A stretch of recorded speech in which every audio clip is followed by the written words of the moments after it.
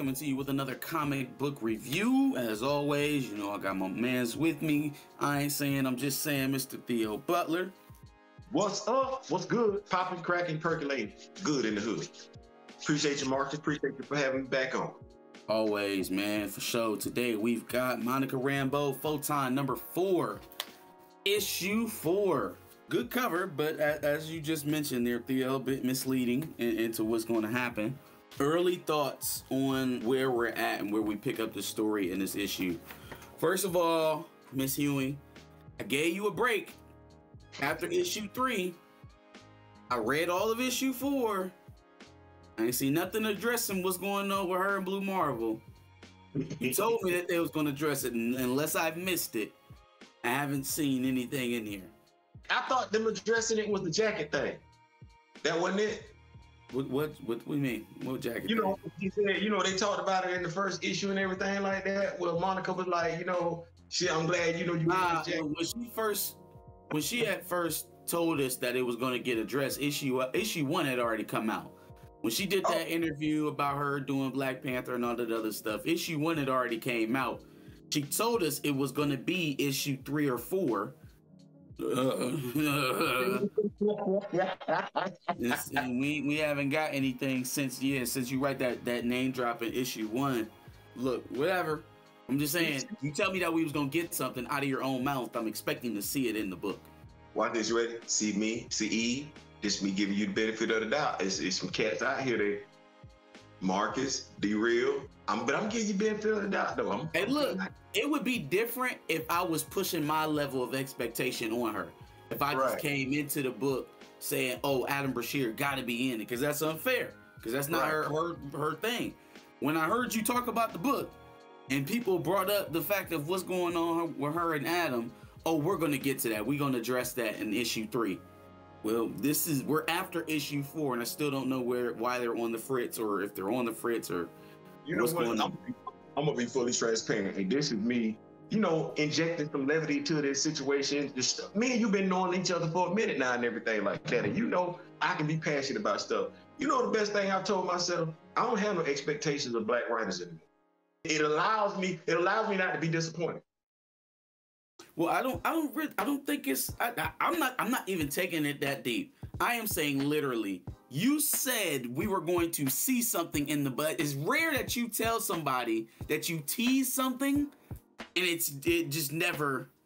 I've never heard or seen that where you would be like, "Hey, look out for this," and in this issue in particular, and see, I would be getting my hopes up for that and everything. You see, I got the grays in my face and everything like that. Like, my heart can't take that. You know what I'm saying? So I'm just gonna sit there.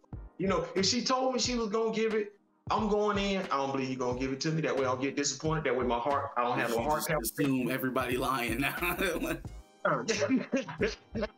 other thing is that the pace of this book hasn't really accelerated all that much from issue 1 to issue 4. Like at some point I'm expecting the big bad whoever to come from behind that curtain and be like, all right, now, surprise. The big bad is low-key the protagonist. I think we're really driving home that point that whatever is happening, there's no other ulterior motives. I guess all of our Beyonder hopes, even though there's a Beyonder coming out, there's a Beyonder book coming out. We know that from the solicits, and he's going to play a role in the relaunch of the Avengers. But it still seems like it's Monica. I don't know what all of that's going to mean at the end of it, but we haven't picked up the pace. It started out very well, but we're not going anywhere. There have been the last, I think, 2 or 3 issues from issue 2 to this one. So 2, 3, and 4 have been deep, introspective, very low action, and I get from what she told us she was writing this book for.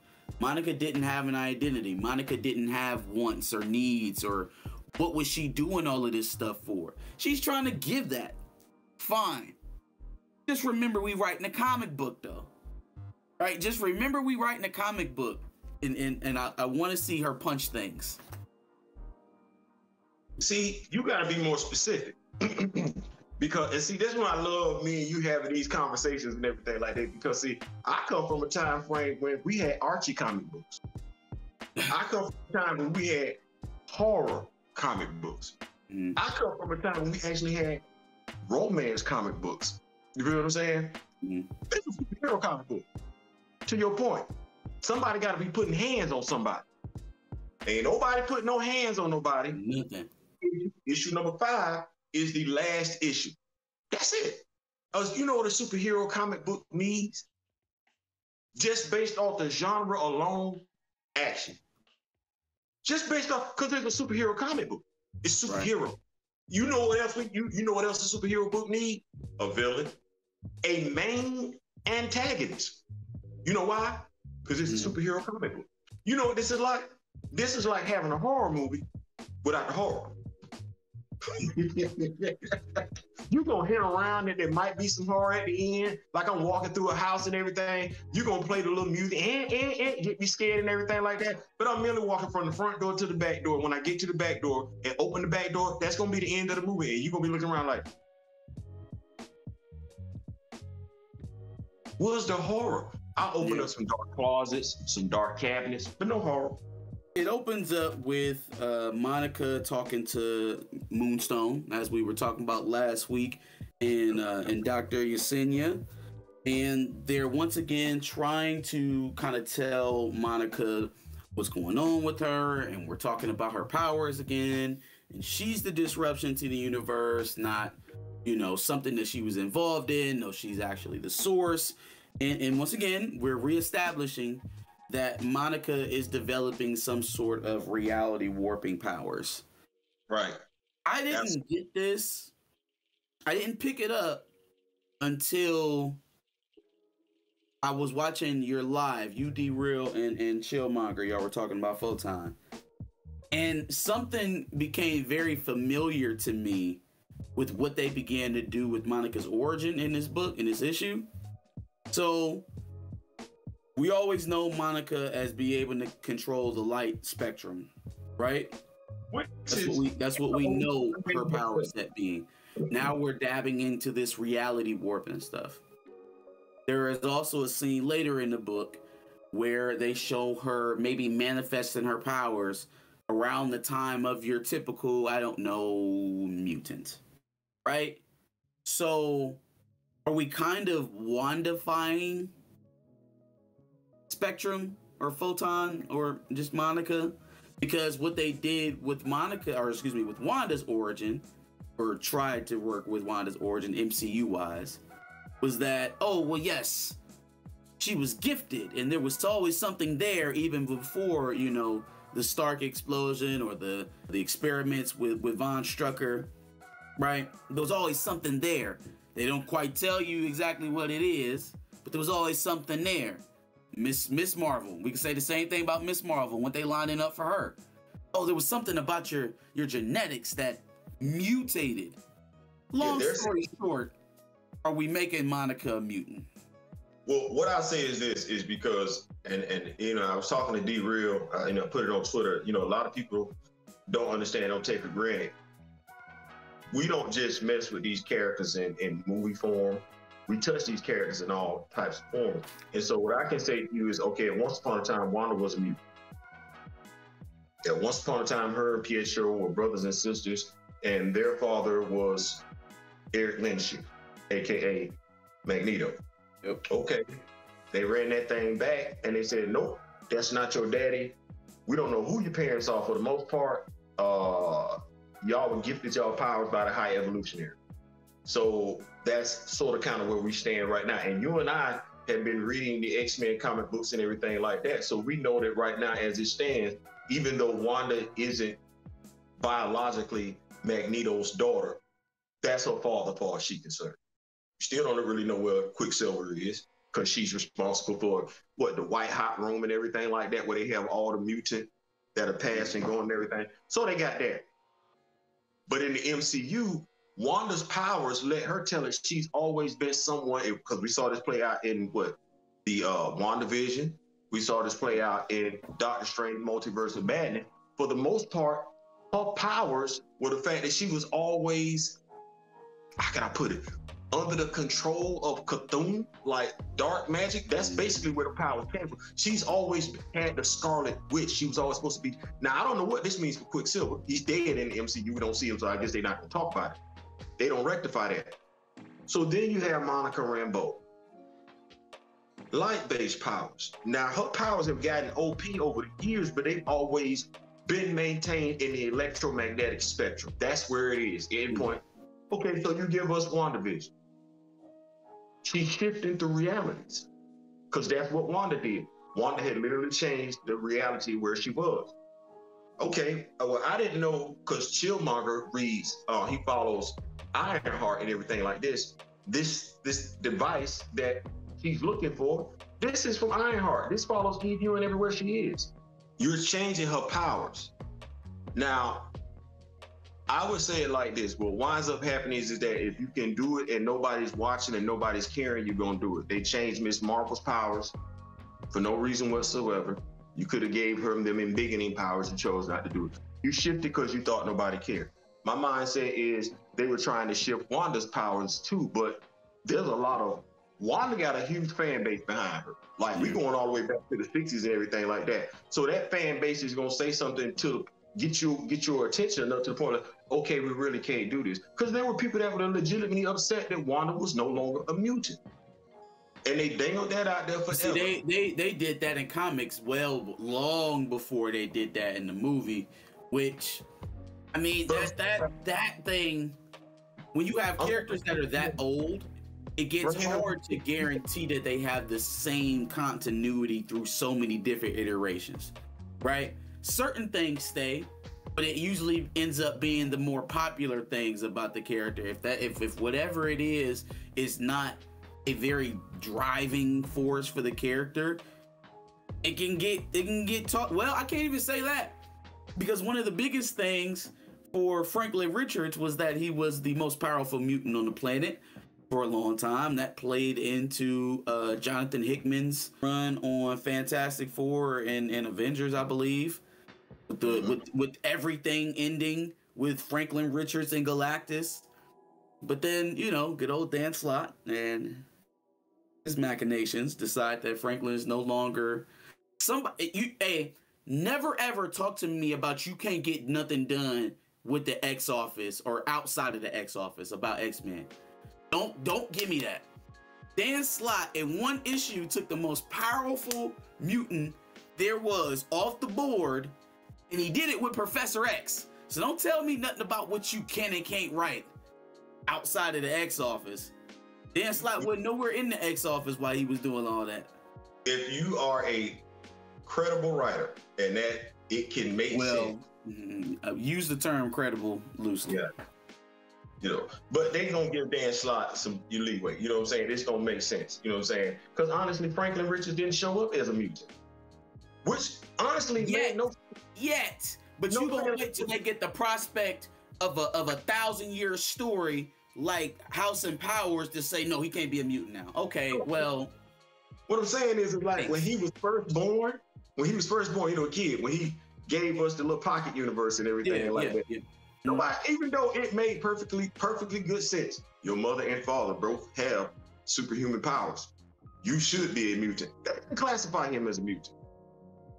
I know originally, but I liked where they took it eventually. I like where it, like you said, it made sense. He should be a mutant, but y'all don't want to call him one? Okay, because it's like they had this classification between mutant, mutate. I'm like, okay, so if I get bit by a spider and I get poisoned, but he get bit by a spider and somehow he gets ability, it would be a safe assumption that he already had Latin abilities anyway. I think the distinction is that right there, what you said, the latent abilities. If you inherit something genetically, that makes you the mutant. A mutate is something you had some sort of accident that changed your genetic structure. So it wasn't that like, oh, your mom and your dad and the confluence of those genes was naturally going to lead to a mutant, but something you encountered along your lifetime did that for you outside of your genetics. Exactly. The question that was really asked was, how do we feel about it? I think when it comes, because I understand why Shield, because to a degree I have an issue with them changing Miss Marvel's abilities, and because I know why you did it. You know what I'm saying? Now, when it comes to reality-based abilities, don't we already have this with Wanda? Well, and that's different too, though, because with Miss Marvel, they took something away and replaced it with that light-based power set, right? And this one, she still displayed all of her classic powers that we know her to have. It's just now, for some reason, something else is there. So, like, does it feel the same as totally swapping the powers if they still have their original set? Is it maybe just an addition if you still have all the characteristics of the original character? Because we've talked about how much she pulls on the lore, and she does stay true to the character for the most part. I'm gonna look at it as, I'm here for it. Let me say that. I'm here for it. I'm here for it. Because I really kind of like see it as a evolution of her powers. Because when we talk about light, the speed of light, light years, like what does that even mean? Light years. You know what I'm saying? Like when you think about light in all its facets, as much as we know about light, we still don't know. Like light, as far as like, as soon as you open up your eyes, that's it. So the possibilities that you could alter realities, shift into a different reality, it's a possibility. Because we don't, that's almost like sitting up here and trying to have as much as we know about the sea, we still don't know that much about the sea or space. So if you can evolve those powers to where it makes sense, I'm here for it. You know, as long as they say reality folds on top of itself, right? If there are parallel realities, they lay on top of each other. So similarly to how Manifold is able to manipulate the folds of reality to get where he wants to go, maybe we're looking at something similar with Monica Rambeau. Exactly. I mean, if that's what that is, it's almost like her being able to peer from where she's at into different multiverses. Like she can see something going on all the way over there. Because she's light-based. Yeah. Which is why I didn't particularly care for the fact that they said that Adam Brashear was too old for her. She's not going to exactly get any older. At some point, that's going to apply back the other way. I ain't saying, I'm just saying. Yeah, for sure. For sure. There is a short little battle scene here between Moonstone and Monica Rambeau over the Stone of Hala. She does escape with it. She plans to take it back to the Charos. Yeah, the Charos. So she's going to take it back to the Charos, and they have left her a note. Basically like, we don't want no parts of this. We're going to disappear again. Don't find us. We'll find you. Yeah. I was about to say, don't you ever come back here, okay? You keep that on over there. But they do give her some information on the stone. And dear friend, in our absence, I return to the lore of our people, to the archives of our greatest relics, our greatest relic masters. And what I found was incontrovertible. The stone cannot be the source of the issue. It is simply simply reflecting something more fundamentally broken. Yes, I know. We know. And we could have solidified this and made it for sure in issue 3. That way we can actually move on and start doing something in this final issue. I understand the direction because she had lied to us, well, about the Adam Brashear thing, but in general about the direction that this book was going in. She straight up told us that this was going to be a character piece for Monica Rambeau. I just didn't think that was going to be all of it. I didn't think that was going to be 3/4 of it, because we just keep coming back to this point. We got to that point with the Beyonder. We got to that point the first time she talked to the Charos.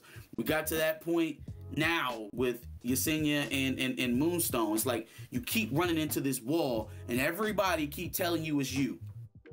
Everybody keeps saying that it's you. Okay, it's you. What are you gonna do about it? Watch this. So this is the frustration that myself and older readers. Just think about what you're saying. she's spending 4 to 5 issues having to introduce this character to people. How long has character been around? That's her point, though. The character and her background have been underdeveloped. But what I'm saying, it's not just her character. The dude who you start reading, his character is still underdeveloped. This is an ongoing problem. We have a lot of Black characters that are out there. And what we're doing is we're coming in, it's 2023. And by and large, too often than not, we're reinventing the wheel with these Black characters. The problem is we haven't invested in these Black characters prior to, so where we can move it forward. So we can move the needle forward. Because Eve Ewing doing a phenomenal job of what she's doing right now. If Marvel, because I don't want to act like Marvel hasn't put Monica Rambeau out before. They have. They just did nothing with her after they put her out. And each and every time they put her out, they got to spend time getting her more familiar with new fans.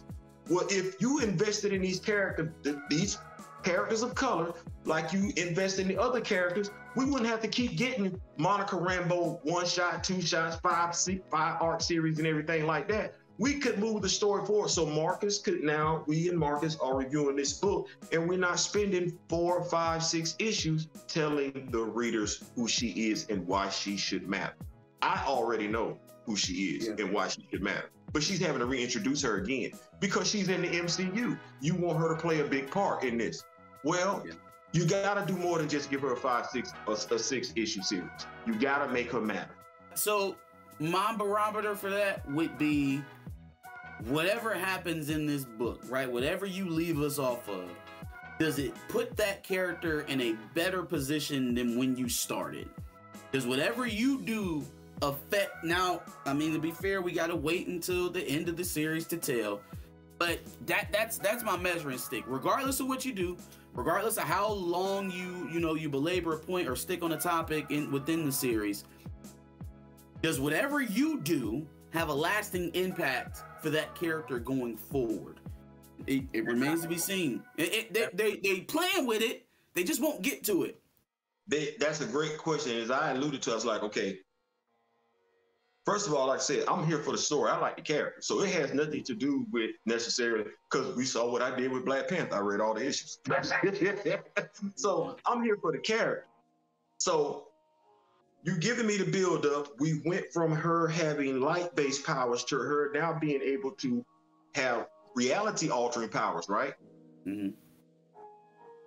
After this, what I know is this, as a comic book reader, comic book fan, I know Avengers comes out, I think June. I know what that lineup looks like. Okay. I see what we're gonna explore later on in this issue and everything, because we haven't really talked about it and everything like that. But okay, well, there's an opportunity for her to pop up in another book. But if you don't do anything with her, she sits off to the side for another 5 months till the movie come out. Well, even when the movie come out, you might drop an action figure or something like that. But she has to be seen. The likelihood of you giving her another mini series or her own series with the movie after you just gave us this, if she don't pop up in a comic book somewhere, something like that, the interest that you generated with this comic, it goes the same way as the interest that was generated before. Null and void. You gotta do something with her.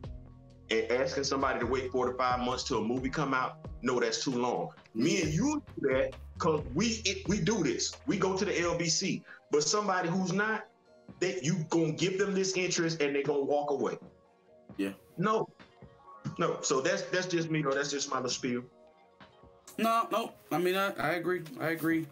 When Monica gets done, having her galactic temper tantrum, which, damn it, this ain't one of the best shots in the book. When he tells her that she's broken, I just wish she would have been doing that to someone. Yeah. But yeah, when she's done with that, she decides that she wants to get somewhere that suits her, and I guess she formed this reality, or did she just kind of go somewhere? That's unclear. But we get another version of Caleb at the table. Caleb's got children. Yes. In this reality, is a grown man. He seems completely not weirded out by the fact that this is not the Monica from his reality when he tells him that. Nobody really is. No one that she speaks to in these alternate realities is surprised that that's not that reality's Monica, which, looking back on it, is an interesting tale that she's the one doing all of this. Because think about it. If you created the construct, you've created the consciousness for that construct, so they know who you are. They all subconsciously know who you are because you created their consciousness, which is I think that's an interesting little callback if you've been paying attention. Fine. Yes, there are good things that you can do with a slow, a lot of talking type of comic. I just want her to punch some shit. I just want her to, you know, I want her to grab somebody, throw them, something. You know, it's kind of like one of the things dang, I'm not gonna mention his name, but he was like, you know, I get it, this is a superhero movie, you know, you expect action. No, we expect a movie that makes sense. Don't insult our intelligence. You know what I'm saying? Yes, I'm good for some dialogue and everything. It's a superhero comic book, though. It's a you cannot go, well, no, you can do whatever you want to. But going an extended period of time in a superhero comic book and ain't nobody put hands on nobody, you run the risk of tuning out that audience. Because that's not what we bought this for. I didn't want to, I said it on Chill's video, but I don't want to do it like that because I understand what the perception could be. But by and large, this is what got Roxanne Gay in trouble with the world of Wakanda. Did we need to know the story of Io and Anika? Absolutely. Now, I'm not knocking her for that. I love the fact that she told that story. But she forgot she was telling a superhero story. Mm-hmm. Their relationship is a sidebar to the Midnight Angels having their own set of enemies. Not enemies that T'Challa got, not enemies that Shuri got, not... They were supposed to come across their own set of enemies that be the overarching enemy. Maybe they devote themselves to one another as they have to overcome this enemy. But the fight between them and the bad guy was supposed to be that series ended with us going over to talk about Casper Cove. That's how they ended that series. I was like, God dang. T'Challa got to put hands on somebody way before issue 6.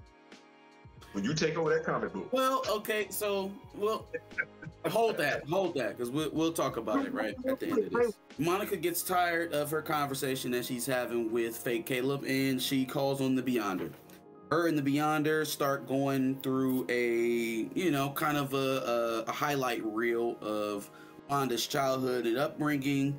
We do get to that part that I was mentioning earlier about her manifesting some sort of her powers and then maybe repressing it even before she had her accident later on in life.